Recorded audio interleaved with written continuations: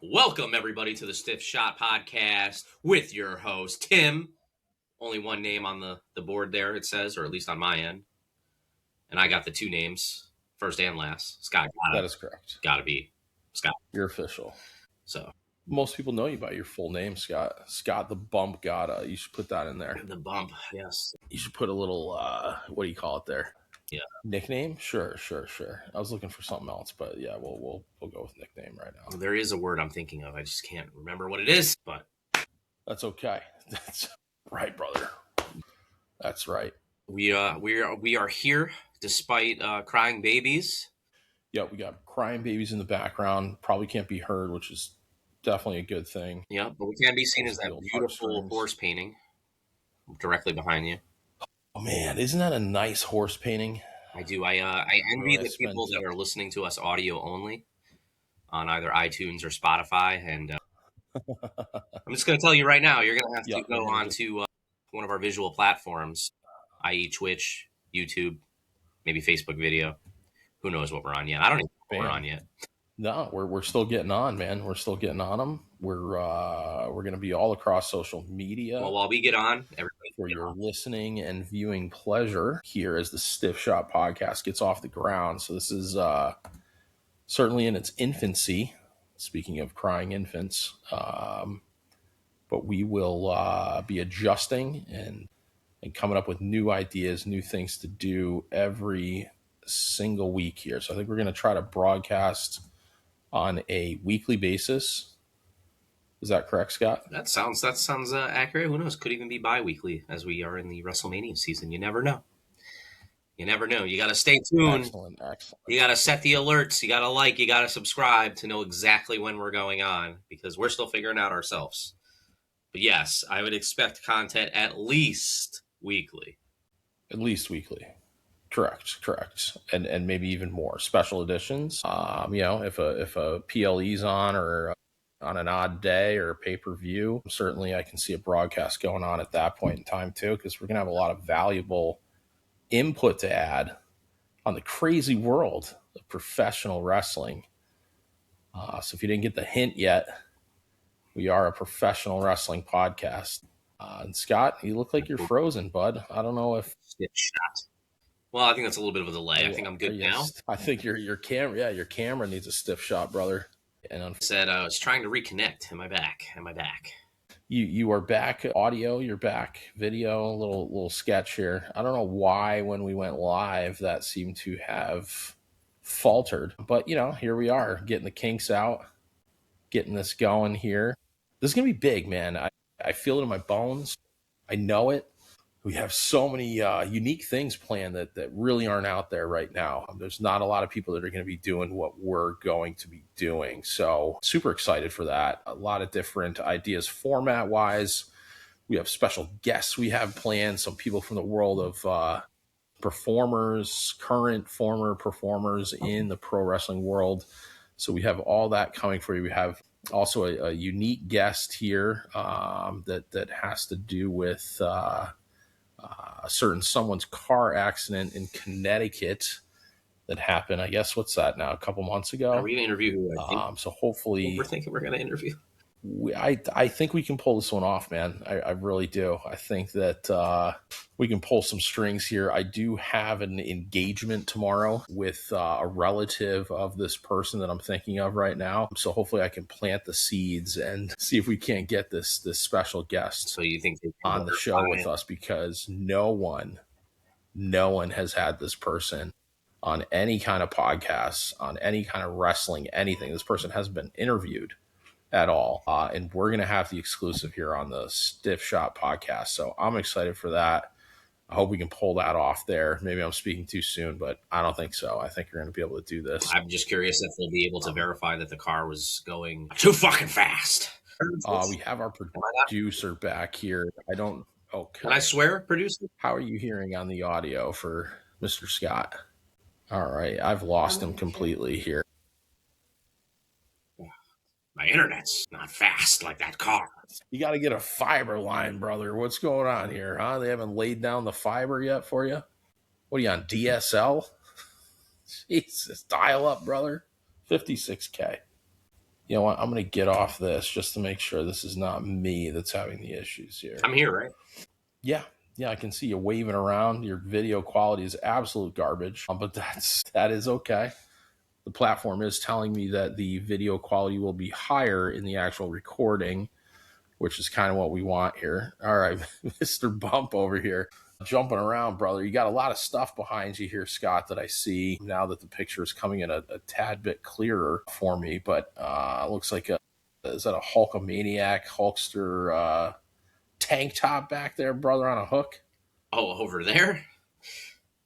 It's not a Hulkamania. Over where? Down where? It's not a Hulkamania tank top. No. Okay, all right. What kind of tank top is that, Scott? Well, I'll tell you. But it's funny because as a kid, I did always want a Hulkamania tank top. I don't know if you remember, but the old WWF shop catalogs, you could actually buy for $25. I remember the exact price. It was $25 in the catalog. But this was in like 1993, 92 maybe. And you could spend $25 I think that's for the Hulk Rules tank top that it tells you that you could tear it.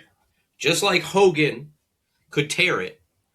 It was made of material that you could tear it and rip it like Hogan would rip a shirt. And at the age of like 7 or 8, I was like, I want that shirt, but I want to rip it. And when you rip it, that's it. It's done. It's over. So I told myself as a kid, my dream was I wanted to get that shirt. And I was like, the only time that would be suitable for me to ever rip it like Hogan is to rip it when Hogan's doing it in the middle of the ring at the same time. I have to go to a show. I have to wear that shirt. I have to hope Hogan tears it in the ring, and I would have to tear it at the same time. Needless to say, that dream didn't happen because then he went to WCW and he broke my heart. But anyway.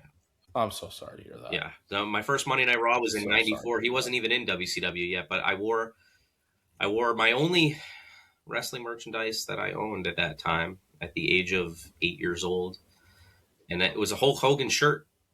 Well, kind of. It was a Hulk Hogan long sleeve shirt. Oh, let me just be honest. It was part of a Hulk Hogan pajama set, and I wore it to Monday Night Raw in February of 1994. Wow, brother. Truth's coming out now, man, on the Sip Shop podcast. And I had hope, man. Is Hogan going to be there? Is Hogan going to be there? I didn't know Hogan was out filming Thunder in Paradise at the time. I didn't know that. Okay. And I think like, you know, kayfabe was alive and well, brother. I think the older fans were probably like, who's this kid showing up with Hulk Hogan? He knows Hulk Hogan's not going to be here. Shut up! All right? Let me dream. But anyway, so that's not a Hulk Hogan jersey. That is a Fanatics Games jersey. And you want to know how I got that? I got that by competing in the Fanatics Games last year. Okay? Fanatics Games. Now it's turned into an annual. Last year was the first. This year's the second. But it's an annual sporting competition that incorporates, run by Fanatics, who is affiliated with WWE, with Major League Baseball, with the NFL, with FIFA, with the UFC, with the NHL, and with Dick's Sporting Goods, which I think accumulates. Dick's Sporting Goods PGA. Also, can't forget them. I don't know if they're affiliated with the PGA, but whatever. But the Dick's Sporting Goods, that's the golf part of the competition. But anyway, I believe I named all 8. And last year, it's with 50 fans and 50 celebrities. I guess originally it was just celebrities, but they decided to incorporate it with 50 fans last year for the first time ever to compete against the athletes. You had to send in a video. I sent in a video, tried to be compelling. Was lucky enough, they selected me, and I was able to compete against these 50 athletes, with the grand prize being $1 million cash. Second prize being a Ferrari. Third prize being a LeBron James rookie card. And this is all happening at the Fanatics Fest, which is a humongous doesn't even put it into perspective, convention. Think Comic-Con, but think sports. The amount of money that goes into this, the amount of autograph signings going on, you're talking Dan Marino, you're talking Cody Rhodes, John Cena, Legend, Holyfield. Exactly. Aaron Judge, Derek Jeter, like you name it, who's who. And on top of that, there's card collectors. You got so much things going on. You got podcasts going on left and right. You've got Kevin Hart doing his own show. You got like 100,000 of different things going on. The biggest day last year on the Saturday of this weekend was, I don't know what happened to my light. There it goes. Had over 125,000 people at this event just on the Saturday alone. So all right, I think we it might is have lost massive here in the heart of Times Square there in Manhattan. But anyway, so I competed thinking I'm facing the best athletes in the world. I'm facing Tom Brady. I'm facing Eli Manning. I'm facing Gronk. I'm facing Kevin Durant. I'm thinking, you know, these guys are $1 million athletes. Like, they're going to smoke me. They're going to smoke me. Yes, Tom Brady is going to be the best in the NFL category of throwing footballs. But can Tom Brady swing a golf club? The answer to that is he can. But can he be consistent in all competition? He's kind of a good golfer, from what I hear. Oh, yeah, he's a good. I think he has like a 2 handicap, something like that. Anyway, so I gave it my shot and exceeded my own expectations. And then I started thinking, can I get close to this $1 million? Because then it started dawning on me. I was like, I'm probably never going to have a chance. This is the closest chance of my life that I'll ever have. I mean, to probably seeing $1 million, right? Like, let's be real. So then it really started setting in that, yeah, maybe. Especially the way you spend money, brother. I can do this. So anyway, I didn't win $1 million. I didn't win the Ferrari. I didn't win the James rookie card worth $250,000. However, when I looked at that leaderboard, I got to tell you, man, you were at the top of that leaderboard. There was times I was on the tippy top. And if I would have had the same performance on the first day of the competition, because it was split into 3 different days with 3 different people competing each day. So I was on Saturday. So like Tom Brady, for example, he went on Fridays, and he's the one that finished overall, but he was leading that on Friday. There was a time, like based on our timelines from the 2 different days, where I was neck and neck. And honestly, after the second competition, I would have been above Brady because we tied in the first competition. And the second, I did better than him. So we tied in WWE, entrance was the first one. And then the second one was Major League Baseball pitching, which I actually beat him in. The third one was hockey. I'd have to go back and check.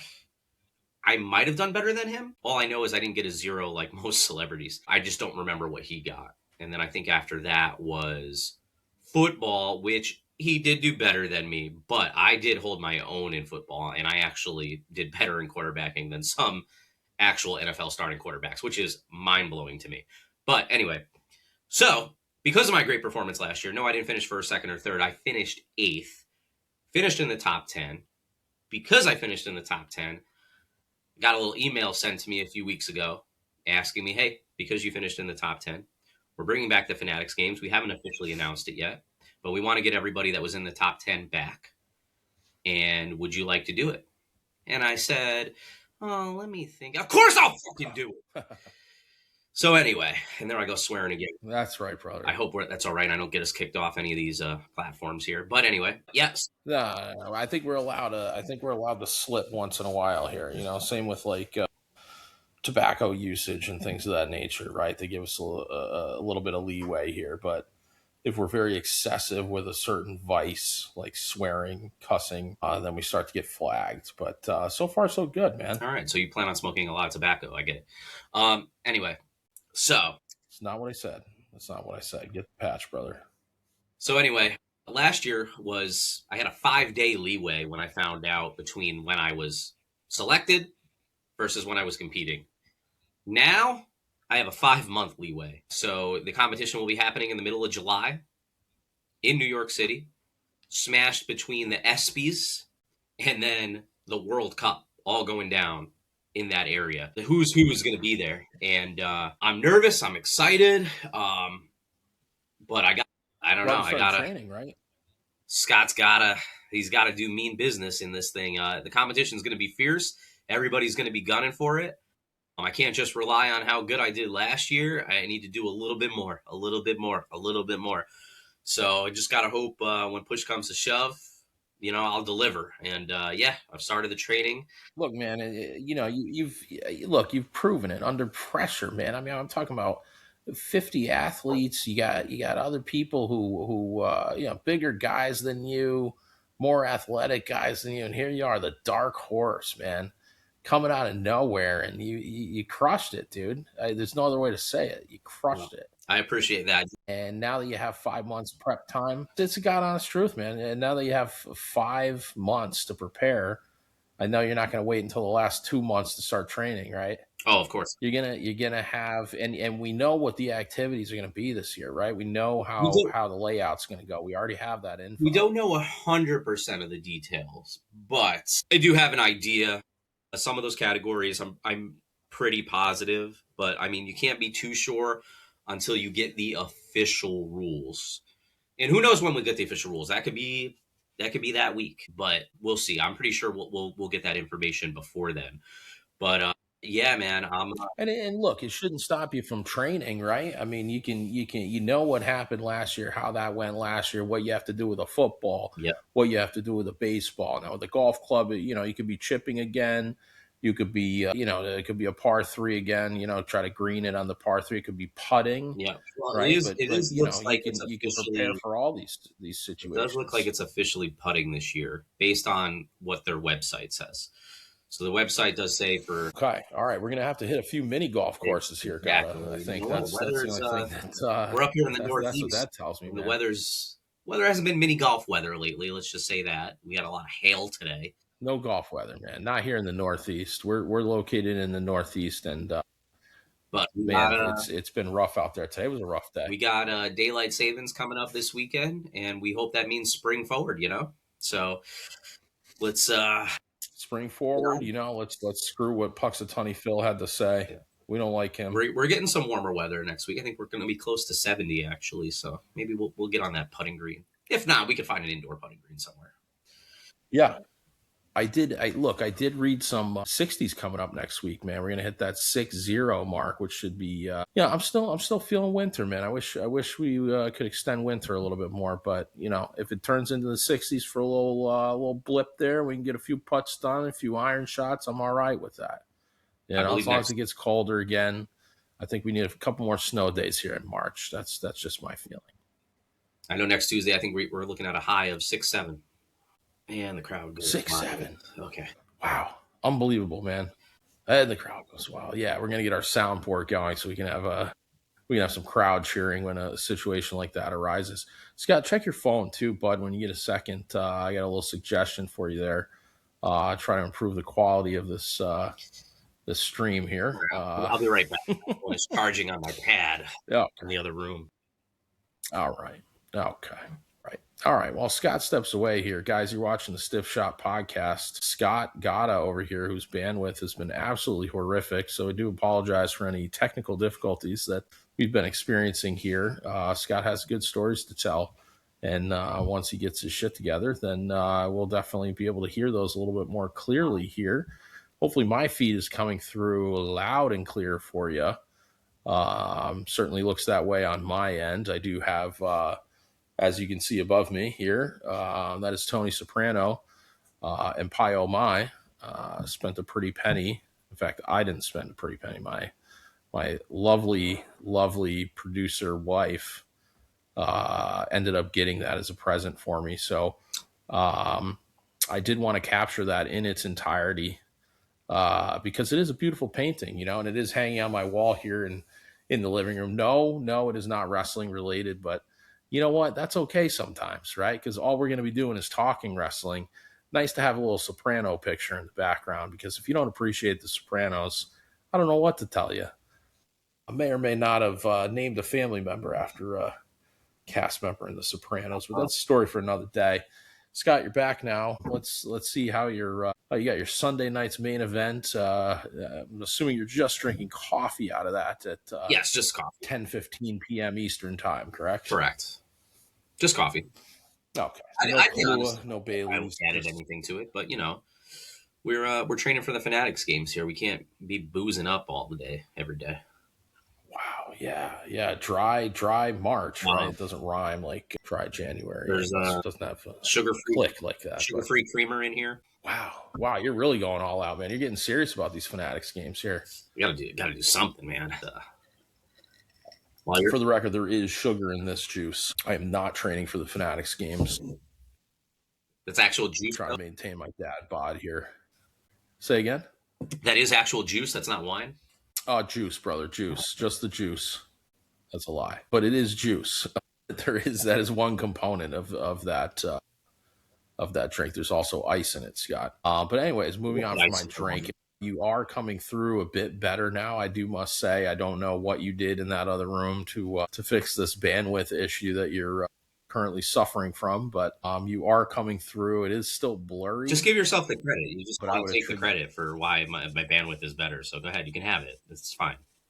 Look, I can actually hear you now, and it's not breaking up. So hopefully our viewers and listeners can also hear you loud and clear. Because while you stepped out of the room, I was saying that you do have some great stories to tell, Scott. We have some really cool stuff planned here at the Stiff Shot Podcast, just getting off the ground again for people just tuning in. We are just starting up here. We're getting all of our ducks in a row, but we got a lot of stuff in our back pocket.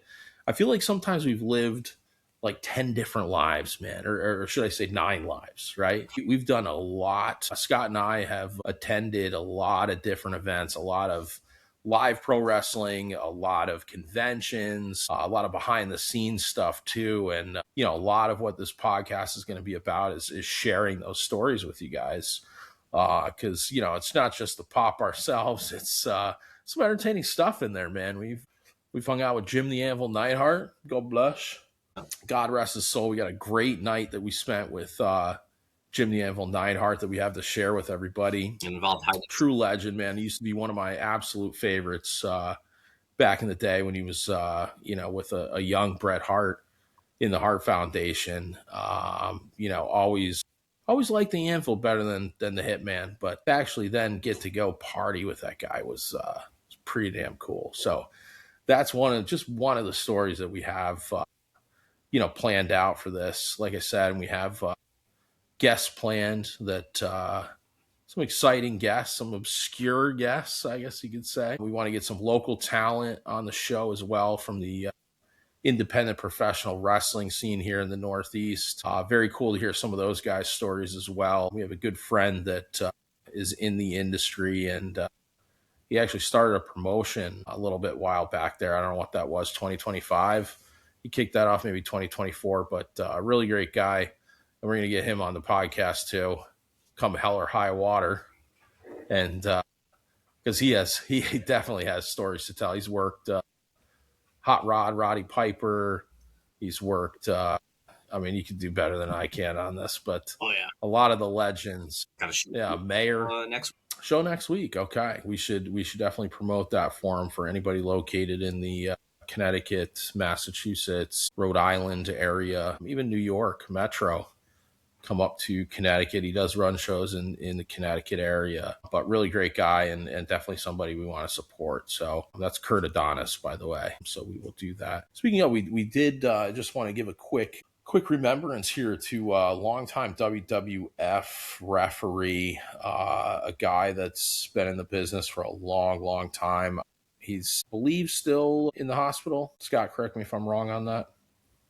Hospice care, perhaps? I'd have to research hospice that a little bit more. Yeah, I haven't heard much lately, but a really great guy. His name is Dave Dwinell. You can Google him if you want to. He's got a book out. I've been trying to get a copy of that damn thing for a while now. I can't seem to find it even on Amazon, but I will track that down. But basically, Dave was a referee in the WWF back before it was WWE. And he's traveled up and down the entire United States as a referee. So he's seen a lot. He's refereed a lot of big names. He's refereed Andre the Giant matches.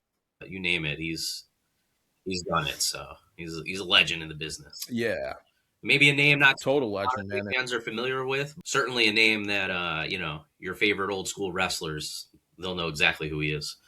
For sure. And I think that's also another objective that I want to have for this podcast is to highlight some people that definitely gave some contributions to the industry that may not have gotten the in my opinion the just due that they deserve. I think that there's look, there's a lot of people. It takes a lot of people to make this whole thing happen and to make a show happen. Whether it's a local indie show or something with one of the larger televised organizations, right? There's a lot of people, a lot of cogs in the wheel that help this whole machine turn. So I'm excited. We've gotten to meet a bunch of those people. Dave Dwinell is one of them. Unfortunately, Dave's suffering from a health condition right now. Really hope he pulls through here because, I think it's a little too soon for him, in my opinion. And again, great guy.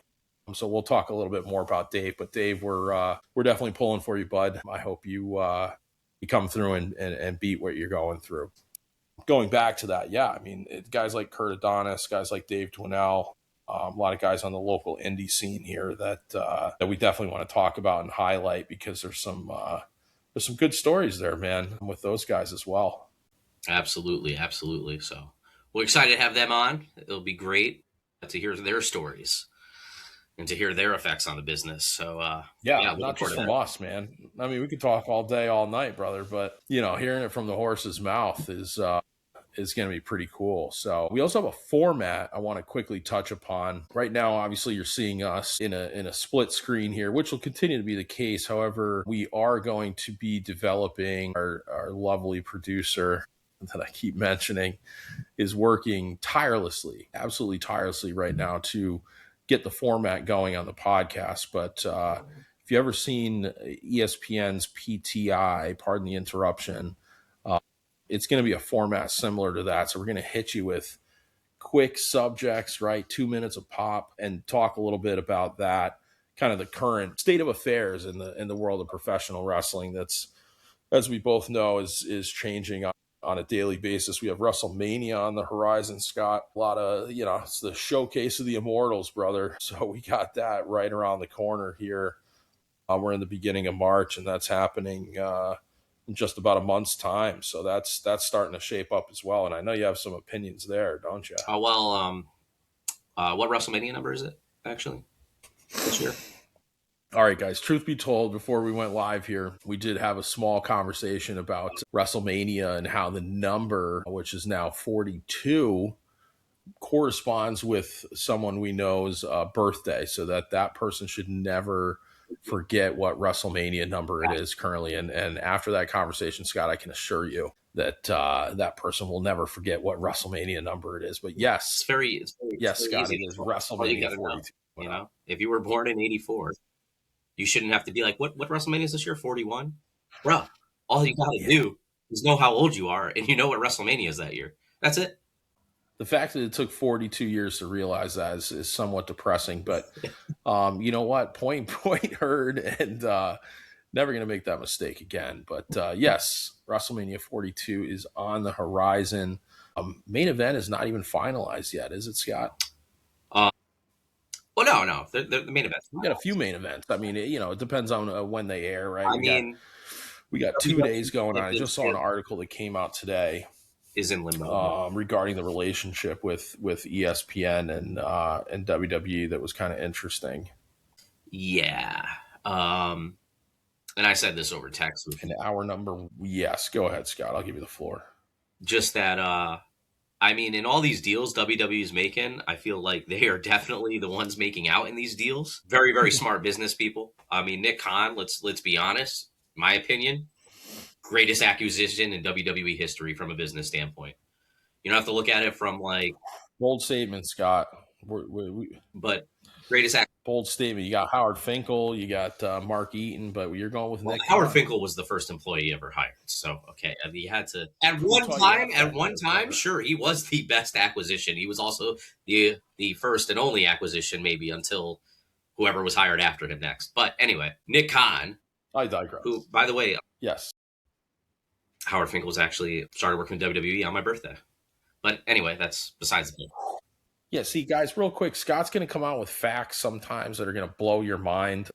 He continues to come out with just facts, figures, numbers, dates. That's why this man is the king of professional wrestling trivia. Yes, on the Stiff Shot podcast, we have the king of professional wrestling trivia. This is the Stump the Bump champion. I'm going to put you over, brother. Scott Gata, right there. Number one. Numero uno. Handed upon me by Shawn Michaels saying that I was the WWE trivia champion. That was 5 years ago. But anyway, and crazy factoid, and producer can maybe check this, but I do believe Howard Finkel was hired for WWE the same day Randy Orton was born. That's the way my head works. But wow, Scott. Anyway, as I was saying, Nick Khan, greatest acquisition in mind blowing. See these facts, guys. I keep telling you about these facts. They come and they hit you like a stiff shot, brother. And the reason why I say Nick Khan is because I believe, correct me if I'm wrong, but he's the one that was behind, the network deal to Peacock. I believe had an interest. I believe you're right on that. In the Fox deal that ran from 2019 to 2024, the Netflix deal, the ESPN deal, and we're talking, you add all those deals together, we're talking billions and billions and billions. I think 20 to 30 billion with a B dollars. So from a business standpoint, I mean, there's nobody better. And based on what you're saying with that article, is it looks like ESPN they're not getting the ROI on the deals, is what it seems like to me. Same, I think, maybe with Fox. They felt they weren't getting the ROI. That's why they didn't renew. But, I mean, people see that WWE shiny toy, and I don't know, maybe Nick Khan, he sells it really well to those investors, and then they make the deal, and they go from there. I'd say he talks a big game, but honestly, Scott, I've never heard the man talk. And you got to get on those conference calls, Daddy. God, I feel like you're better off watching paint dry, maybe like talking to a brick wall, Nick Khan there. But, there is some strategy in negotiation when you act like a brick wall. And maybe that's that guy's gig, man. Maybe that's what he's doing is just stone cold. You can't read him. You have no idea what's going on up there. He probably just lays something on him. He's like, hey, we're gonna make this deal here, and then he just shuts up and then waits for the other side to say yes. I can see that happening with Nick Khan, but yes, Scott. Clearly, if this guy's behind what's going on here, certainly bringing in a shiitake ton of money there for the juggernaut that's now known as WWE. Now, I say this is my opinion. I haven't done these extensive research that some journalists do. It's just completely my opinion, but I do believe that, he's the one that's brokered these deals. And now, he has TKO to answer to now. And I'm sure, the amount of money that when they sold to TKO, I'm sure he had a large portion in that. And you could say all the other things going on with, Vince and him leaving and trying to get back into power and then being on the TKO board. There's certainly something else to it there. But I mean, do you know if Tony brokered the deal with TKO? Maybe somebody can hop in the chat and confirm or deny that. But did Nick negotiate that deal for TKO? Because he was involved with WWE before that deal came to fruition. Is that correct? I believe so. Definitely he was. I'm sorry. You threw me off because you said Tony in there. I don't know if you had the wrong con man, but you said Tony in there. And I feel like they're all con mans, brother. Yeah, I did mean Nick Khan. God, how do you even, what are the odds of that happening, huh? A couple of cons, both at the helm of the two largest organizations out there right now. But Nick Khan, Scott. We'll have to see where WWE is in a couple of years. The Netflix deal was the biggest deal. I think it was, I could be wrong on this, but I think it was $10 billion maybe 20 billion for, oh my God, I'm going to get my numbers wrong. And somebody in the chat's going to be like, no, Scott, it was this number.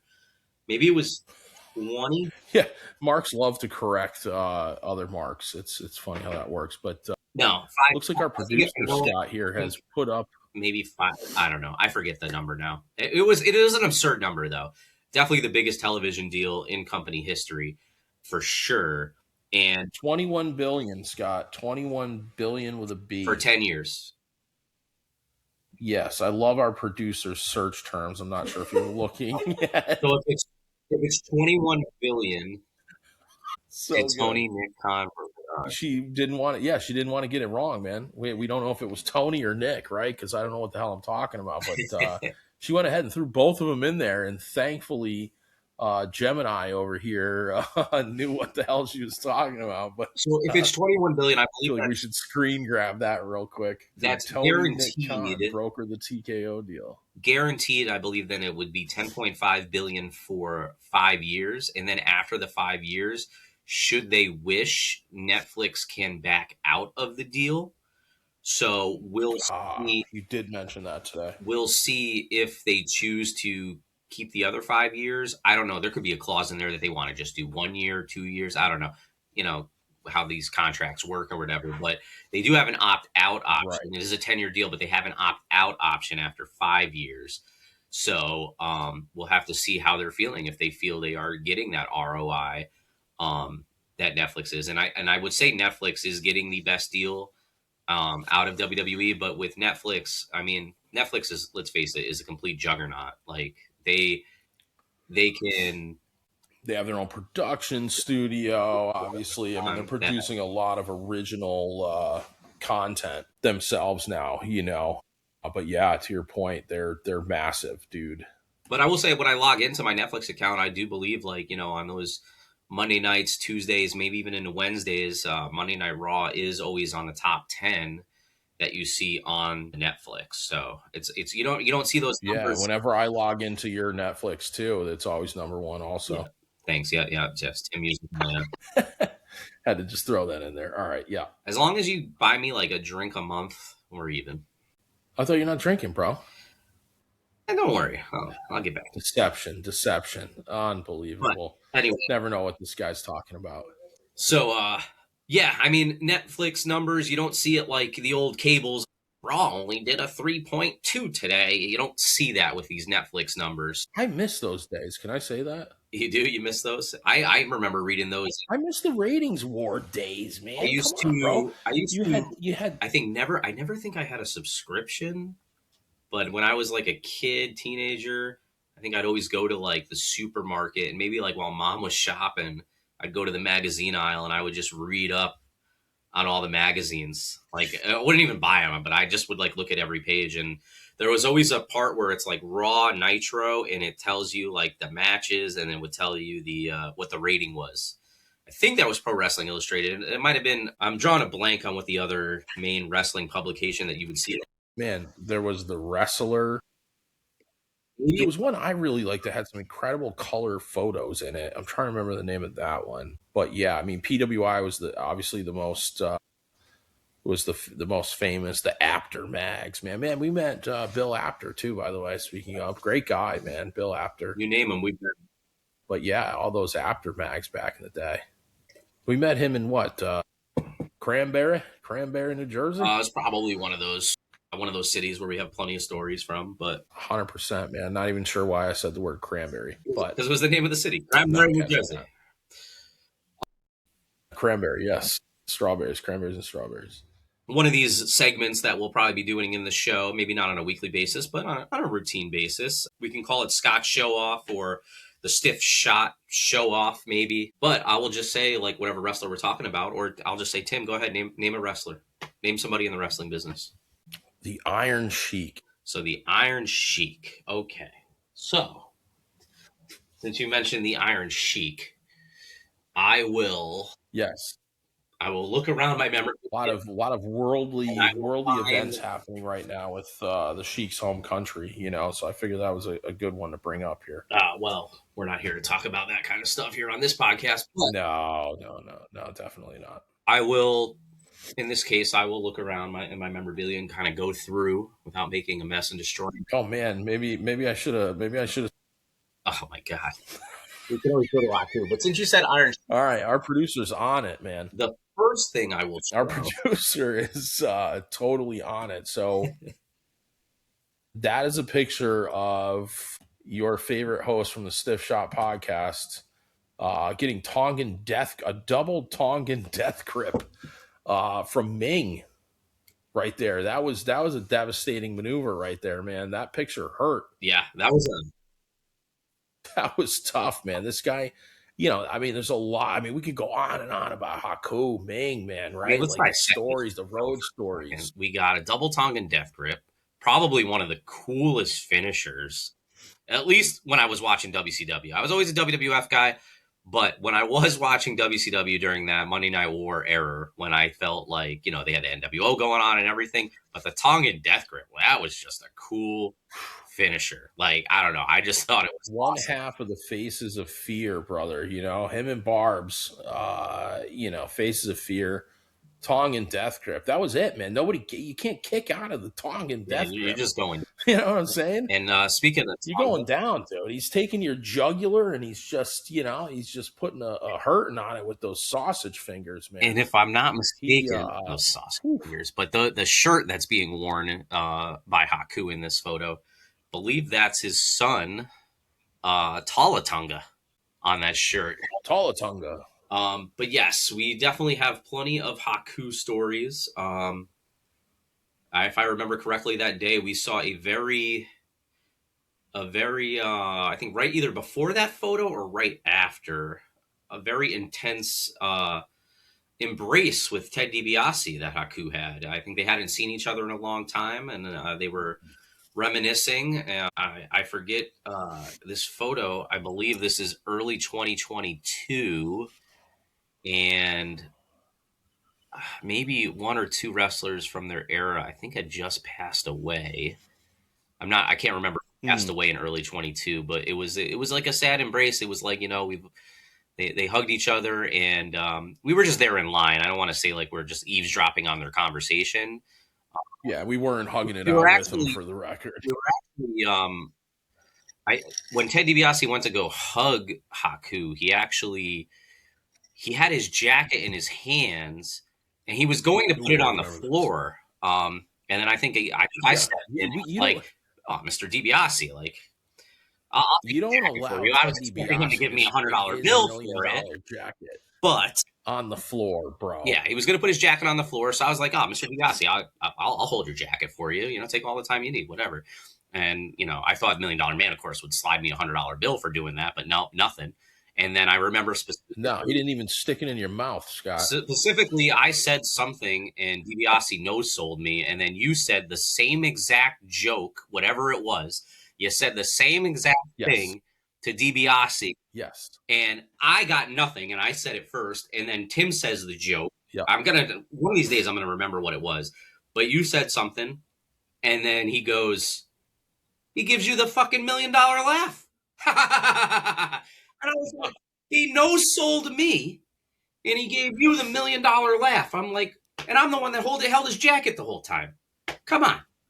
That was such a great moment. That was such a great moment. Like the Nikolai Volkov of the $1 Million Dream Team. But anyway, carry my bags, or the $1 Million Corporation. But one of the best nights or best days, I will say, in my fandom of being a wrestler or a wrestling fan. Sorry, excuse me. Would be the time that myself and Tim here on the podcast went to WrestleMania 35, and before WrestleMania 35, we went to what was known as the Bullet Club Block Party. So a little pre-show partiness 4 miles away from MetLife Stadium before we got ready for the night of Kofi Mania, the night of the Man, the night of Seth Rollins. And what did we end up doing? We were just drinking and hanging out with Haku, playing some cornhole. It's one of my favorite pictures, and it's right here. Cornhole with Haku. And I had him sign this. Oh, yeah. He remembered that day. He said he had so much fun, and I'll tell you, the man is a sweetheart. If you go back, you listen to the stories. They talked about it on Young Rock on NBC, if anybody remembers that show, about how Haku, sweetest man, but if you crossed him, if you told him wrestling was fake, the legend is he bit a guy's nose off that said that. So you don't mess with Haku, but man, listen, he is sweetheart of a guy. We had the greatest time with him, drinking with him, throwing bags with him. I mean, I felt like such a kid there. I was like, this is so freaking cool. And it was amazing time, absolute amazing time. And I wish at the Fanatics games, I wish that one of the competitions was cornhole, because I would invite my partner Haku with me and we would destroy everybody. That's right, brother. Haku, man, he was pretty good at cornhole too. I was kind of surprised. I'm like, man, where's Haku get to practice cornhole? Yeah, I was actually trying to teach him the very, very, very cool. He didn't know too much about it. He was just having a good time. I mean, if you look at this photo, I mean, like, I don't even know, like, I don't even think we were posing. I didn't know anybody was even taking my photo there. But you could see he's got the bags in his left hands. He's able to hold like all 5 bags with his sausage fingers. And he's got a cigar in his mouth. And what were we feeding each other? Was it, I think, Jameson and gingers, I think, was the drink of choice that day. And I would just come up and I would just give him another drink, get myself a drink. And there he is with the point, the cigar in his mouth, bags in his hands. And so I was teaching him the rules of the game, but I told him, I said, brother, I'm putting you over. I'll do the job, sir. I legitimately tried to beat Haku at cornhole. I did. I wasn't sure what the repercussions may be at the conclusion of the game. I wasn't sure if I was in for another Tongan Death Grip. With cornhole, when you're actually on the same side, you're actually opponents. So I just know I was, I didn't want to get a real Tongan Death Grip. So I was just like, if I threw one in the hole, right. Apparently I don't know enough about cornhole. What was that? I missed what you said. I said, apparently I'm the one that needs to brush up on the old cornhole rules here. But now that you say that, because I was 2 sheets of the gimmick there myself that day. Yeah. But Haku and I did team up to go against you and some other jabroni that was there. I forget who was standing next to me there. Was that your buddy Kurt? My buddy Kurt's there. Anyway, photo, and not Kurt Adonis for the record. We had our buddy Sal. And then we also had our buddy Jason. And if I remember correctly, we were playing cornhole earlier. There were no Haku wasn't there. We were playing, and then we go. There's other fans playing. There's multiple boards there, and then I think I go to the open bar at the time. We paid for it, but it was an open bar. And I come back with some drinks, and I notice you.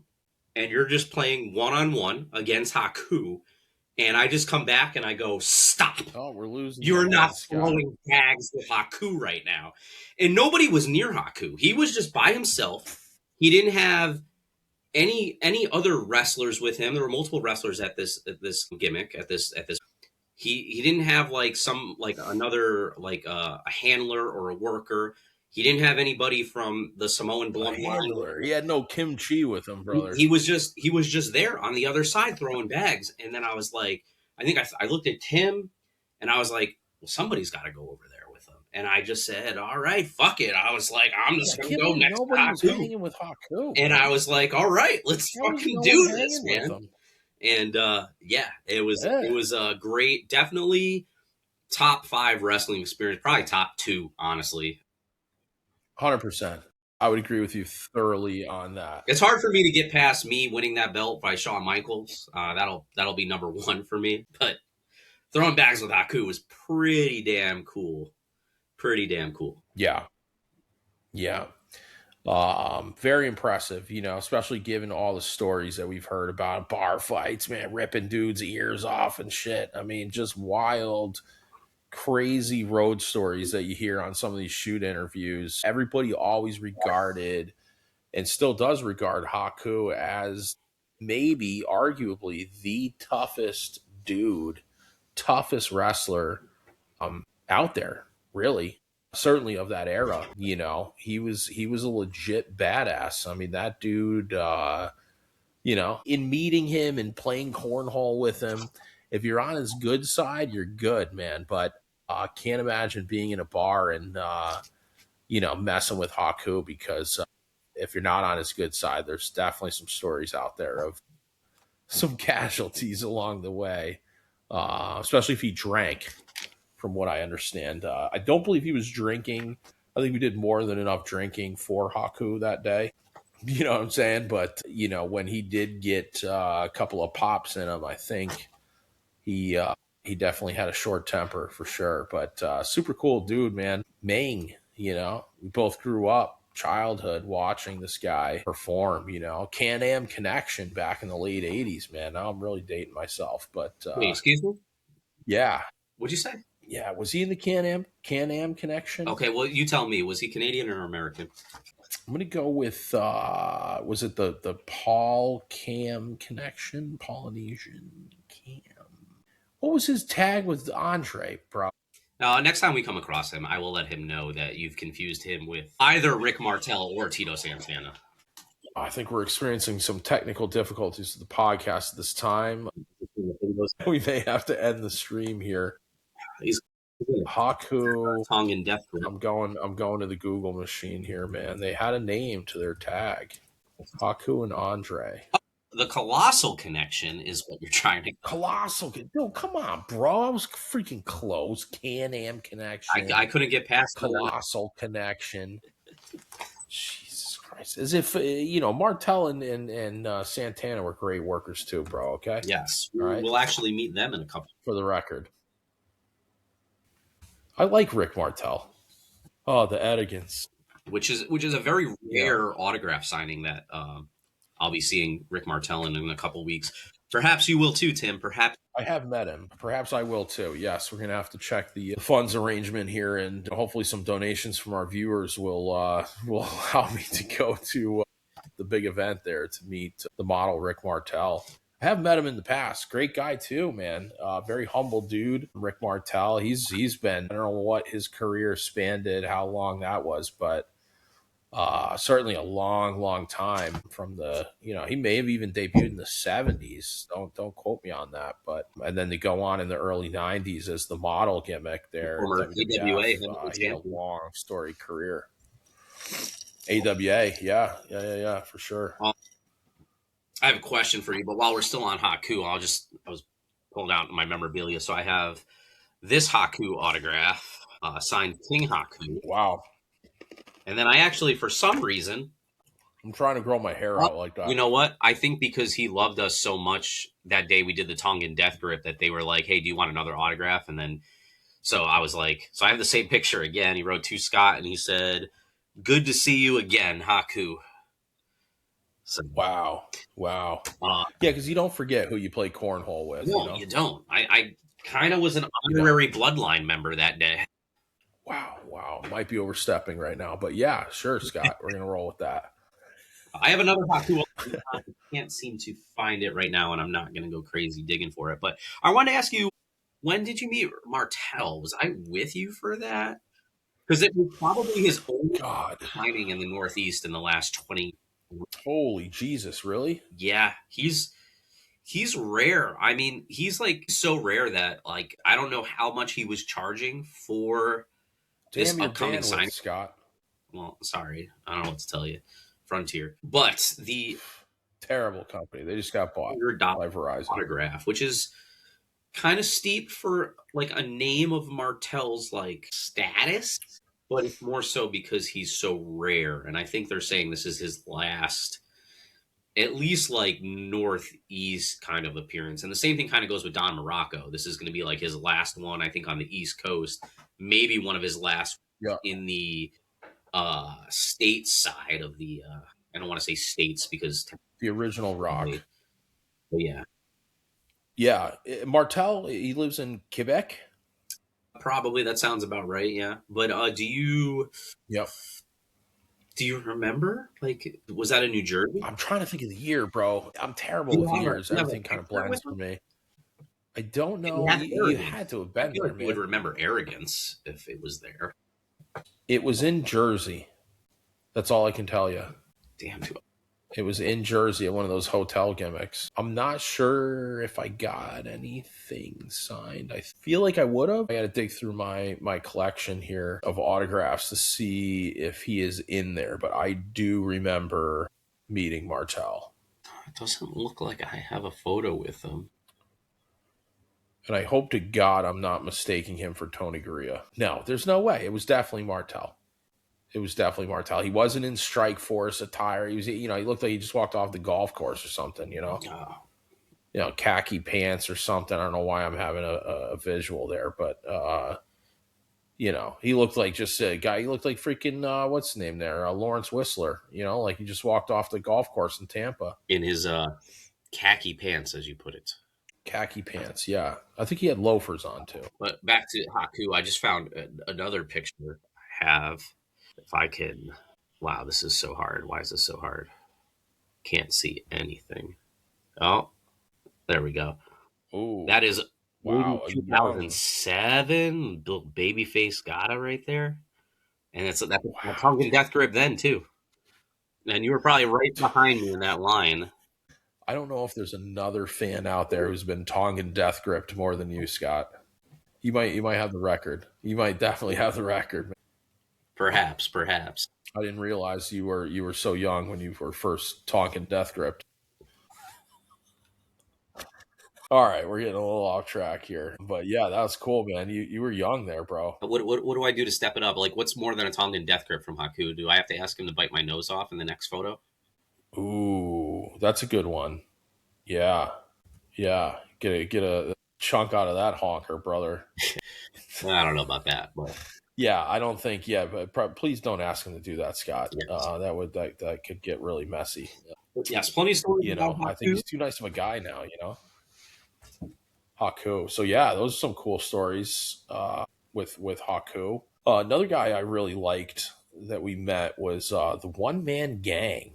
I was a big One Man Gang, Mark. And the another great guy. He what? The OMG before it was an acronym. The OMG, brother. The original OMG, One Man Gang. Not oh my god, but oh my god when he put that chain around my neck for that photo. That was he could have done some damage there. The old larynx, brother. So what's crazy? Names you're mentioning though, Rick Martel, the Don Morocco. Guess what? One Man Gang. Yeah, this thing too. And it is also. Well, that might have just pushed the needle, man, for me. Between him, that might have just pushed. Between One Man Gang, Martel, and Morocco, it is like they're pretty much advertising it as like their last autograph signings, or at least their last autograph signings in the area. We're very spoiled in the Northeast. We get a lot of. It enables us to meet a lot of people, being relatively close to all these conventions. But One Man Gang, yeah, I think it was advertised as like one of his last. And who's he appearing with? Oh. He is. You can get a photo op with One Man Gang. You can get the chain if you want, but he might not actually be One Man Gang for this photo op because is he going to be the African Dream?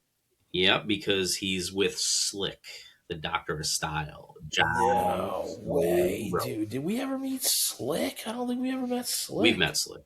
We've definitely met Slick. We've definitely. I really want to play Jive Soul Bro right now. When you're always lying to your friend, and that Jive Soul Bro, Jive Soul Bro, and you never have nothing in the end. Dude, that song is so great. That was one of my favorite themes, bro. God, that was good.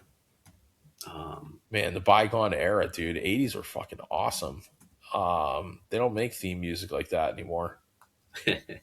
Jive Soul Bro, dude. I might, when we conclude this podcast here, I'm probably going to play that in the privacy of my own home because that is a jam. And I'll probably dance. In my studio here with the camera off for sure. But yeah, man, Slick, dude. Wow.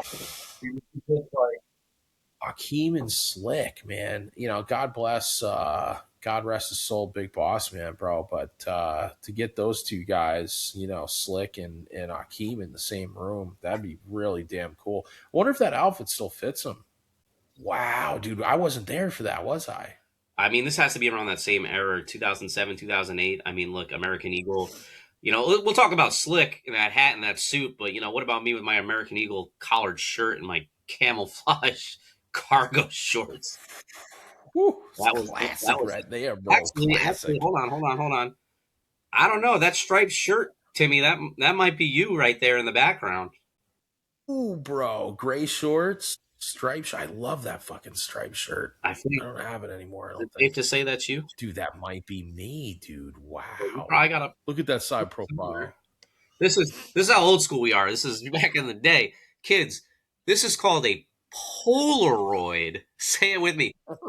Polaroid, this ancient artifact over here, where you would wipe the dust get a off that picture one. taken. God, good lord. For all the 5-year-olds on Twitch, this is a Polaroid, and you'd get the picture, and then you'd print it out. They'd give it to you. You'd go like this for like 2 minutes. Yeah, you gotta wave it. You'd wave it, and then the picture would finally develop. Before you ended up with 20,000 photos on your phones, and then you have to put everything in the iCloud. No, you had actual stuff like this. And then what you could do is so great, man. I wish they still had Polaroid. You actually sign the Polaroid, so there'd be that little bit of room on the bottom. Yeah, sign and then have their signature. So there it is. The doctor stopped. There it is, right there, guys. A Polaroid photo. They did come out with a Polaroid camera. I'm not sure if it was made by Polaroid, but relatively recently, where essentially you take the picture with the freaking camera, and then that thing that Scott's holding spits out of it, and you get your photo in real time, man, right then and there. Yeah, those were the days.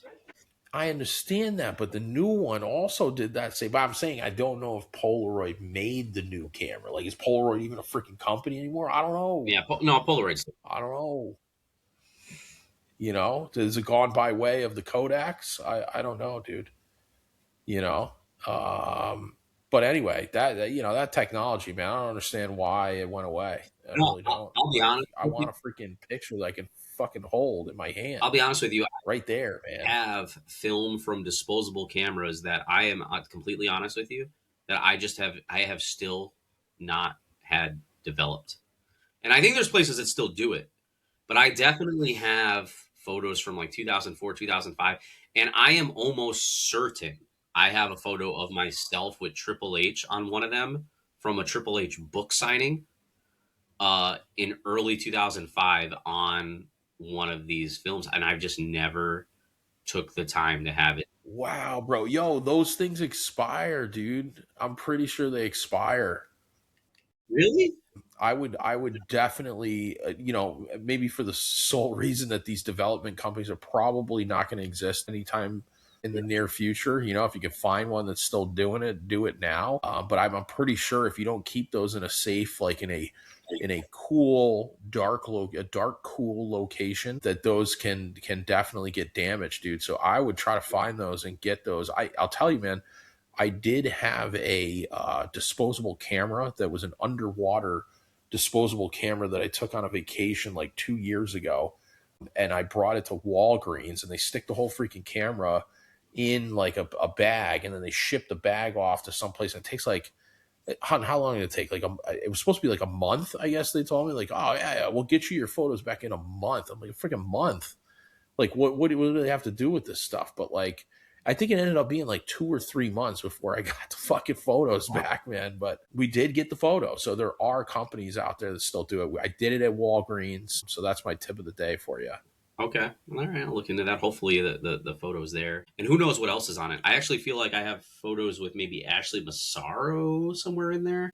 Whoa, man. Yeah, that whole, tough situation with her. But yeah, that would be pretty damn cool if you had that. Wrong. I mean, to be honest, like, I have maybe one of the reasons why I haven't made it a priority. It's like those are photos that I'm pretty sure is on those films, but I do have photos because I've met them other times. So I do have photos with Triple H. I do have photos with Ashley Massaro. Actually, I know I have a photo with Triple H right there. That'll be a story for another time on another podcast, though, because that would be involving the Fan Appreciation Show, where if you complain about ticket prices today in WWE, just know this show in 2010 that me and this fella went to, tickets for us were only $20, and we were second row ringside. $20. Every seat, every $20 in this arena, bro. $20. Every other seat in the arena, $10. $10. Yeah. So Craziness, dude. Those days are It fucking was gone. Halloween weekend, and I will leave it at that because that is a story for another time. We'll talk a whole another hour. Indeed. And speaking of hour, we've been going for over an hour here. Had a couple of bandwidth issues. We'll get those dialed in here for the near future. But we have a ton of those stories. Halloween, we got stories of meeting some performers and landing tickets from those performers. I mean, nights at the casino at 4 a.m. and bumping into wrestlers. I mean, just crazy stuff, not even just, your typical mark, go to the airport and wait for the flight to depart or arrive, right, man? Like those, no. That's, you don't need to do that. I don't like people that do that. If you do that, don't fucking do that.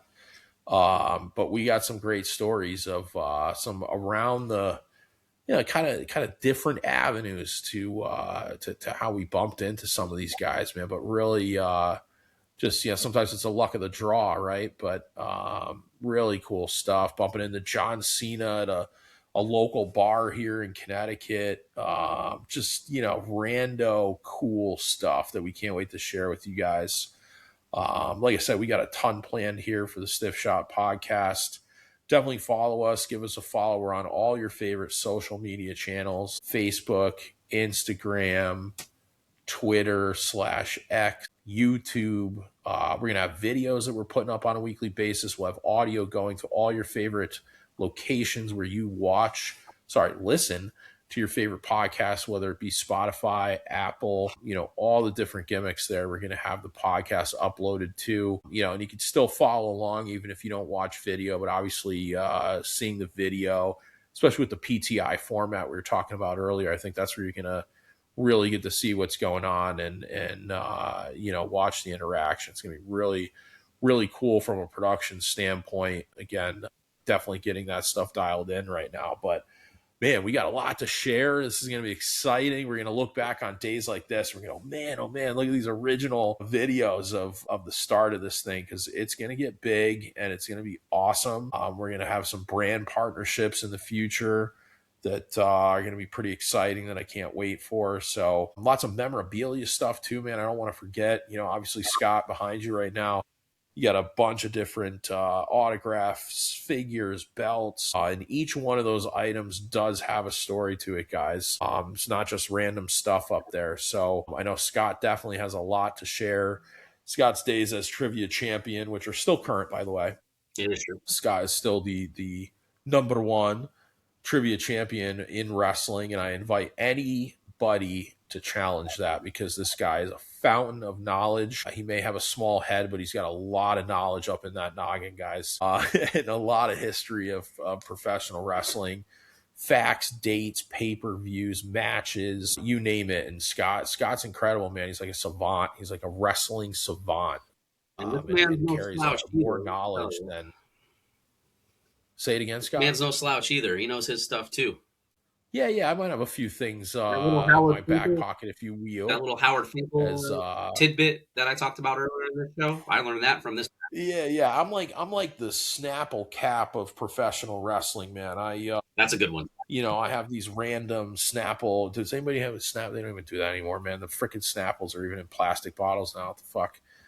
But back in the day when Snapple came in glass jars, there was on the underside of a cap a little random fact that always blew your mind. But that's me when it comes to professional wrestling trivia and factoids. So I'm sure I'll be dumping some of those on you guys during some of these episodes here. But yeah, a lot planned. I got a big figure collection also, a lot of memorabilia on my end too, some really old school stuff that I'm actually in the process of selling off right now. So we're going to kind of integrate that into the podcast as well. We'll have some live reveals of figures that are going up for auction, also private sales that can occur during the podcast, so that our fans who are in the chat can interact and bid on some of these items, from the 80s, some of the heyday of professional wrestling. So long story short, we got a lot going on, a lot of different avenues here that we're excited to share with you guys. So we thank you guys for tuning in this evening. We will be putting out some promo videos here in the coming weeks, having my beautiful producer who is going to dial in some of the production and broadcasting gimmicks here for the podcast. So it's going to only get bigger and better as time goes on. So definitely give us a follow here on Twitch, also on all of your favorite social channels. I am Tim. This is my man, Scott the Bump Gata. Appreciate you guys tuning in this evening, and we look forward to many, many more fun weeks to come here on the Stiff Shot Podcast. Good night, everybody.